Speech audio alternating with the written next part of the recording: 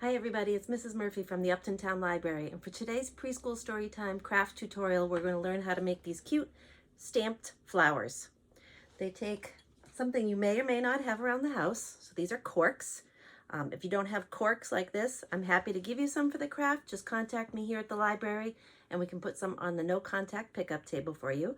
My email is lmurphy@cwmars.org, or you can always leave a message at the circulation desk. If you don't have corks, you can always use something that has a cap like this. So even just taking a glue stick, you could dip it in paint and use that as a stamp. So use whatever you have around the house to make this craft. It'll work out just fine. So for this craft, I made mine into a bouquet of flowers, which you can do. Or you can always just make a paper and make it a picture. Adding stems, you could glue straws on, or you could use your green crayon or marker to draw the stems, whatever you like to do. So I'm going to pause, we're going to set up our materials, and we're going to learn how to make this fun spring flower craft. So here are the materials you'll need to make our cork printed flowers today. You'll need corks. Now if you don't have corks, we have plenty at the library. We had some donated to us by a patron who works in a restaurant, so we've got tons of those. So you'll need however many corks you have. You can make different sizes. So this is one that has 7 corks. This one has 5. You can always do a smaller one with 3, or just even do single ones and have fun that way. Rubber bands to secure them together to make your shapes. We have tempera paints. So you can see I have a lot of different brands here. I've purchased them from different places. Some we've gotten from Amazon, some from Walmart, craft stores like Michael's. As long as they're washable tempera paint, that's what you're looking for. That way they do wash out of clothes if kids get them on themselves. I have buttons here. You don't have to use buttons, but this is what I'm going to use to make the center of my flowers. You could always use cutout construction paper. So I have a little paper puncher here to make circles, or you can cut them out yourself. So little pieces of construction paper circles for when we're painting.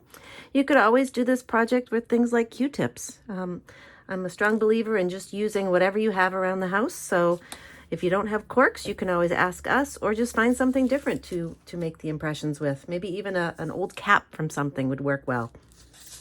I've got paper plates here to put different colors of paint.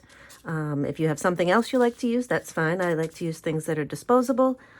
You need crayons or markers to do the stems, or you can always glue them onto, tape them onto straws, and we can make a nice vase of these flowers that we're making today. And the last thing you'll need is some paper. Now, I like to use painting paper, so this is just a little pad of paper I got at Walmart. It says paint pad, and it's great for using with watercolors, markers, poster paints, things like that. It absorbs the paint a little better and doesn't wrinkle the paper. So we're going to get a piece of paper set up. I'm going to pour some plates of paint, and I'll show you how to make those flowers. So we'll make a few different kinds today. Before we paint, I think today what I'm going to show you is the kind where I'm going to fill the whole paper with as many different designs as I can. We're going to let those dry and cut them out.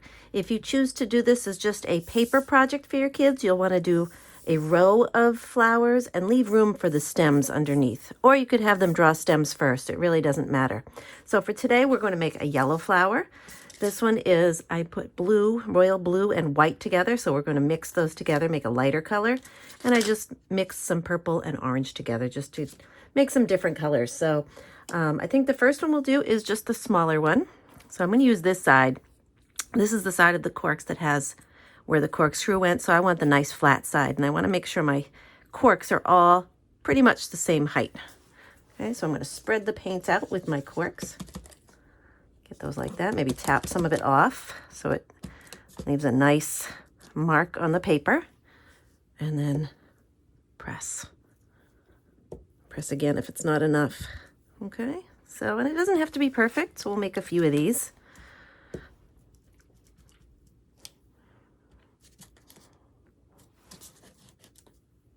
Okay, maybe we'll do 3 of each. I don't know. There we go. Leave that there. I think for this one, we'll use the big one. So this is the side that's flattest. And we'll kind of mix our colors. It's kind of lighter already. That was a great activity to do if you want to talk about color mixing with your kids.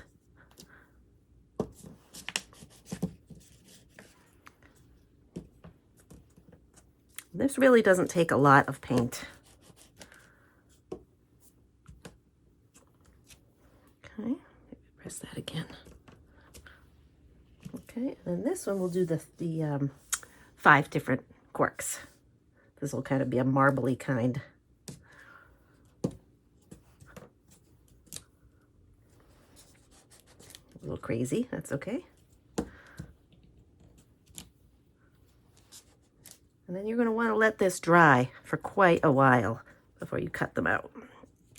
Okay, so the next thing we're going to do before we let it dry is glue on our buttons. Now, if you don't have buttons, again, construction paper would work well, but I have buttons. So what you're going to do is take your liquid glue.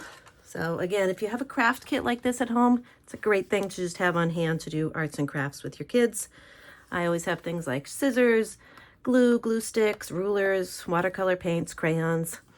So I'm just going to put a dot of glue in the middle of each of my flowers.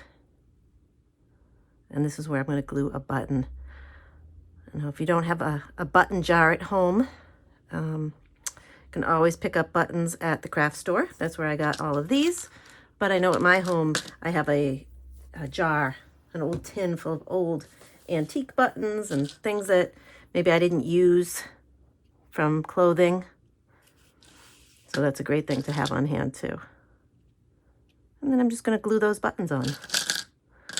I'll play around with it. Let's see, how about do a nice big pink one in the middle here.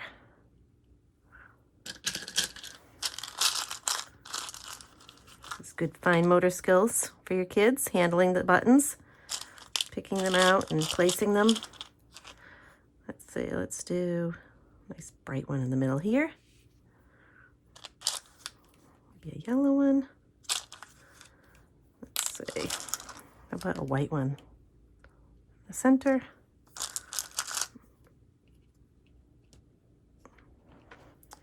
And then once you have all your buttons placed, you want to let this dry completely.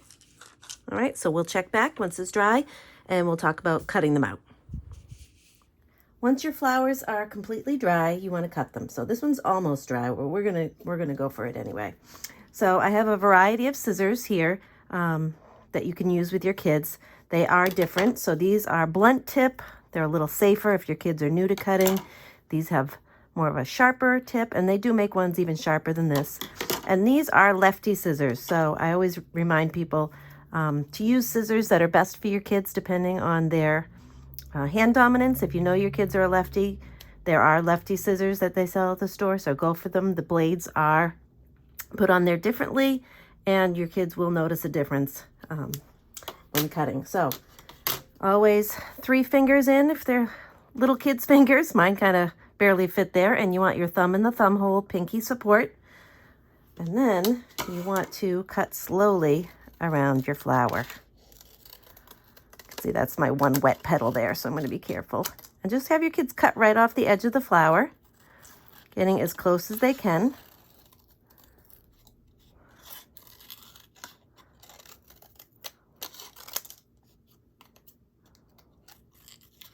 Cutting is a really difficult skill that takes a lot of strength and practicing, so kids need lots of practice with that. Then you'll take your flower, you'll take a straw, piece of Scotch tape, and just flip it over and tape it to your flower and pop it in your jar.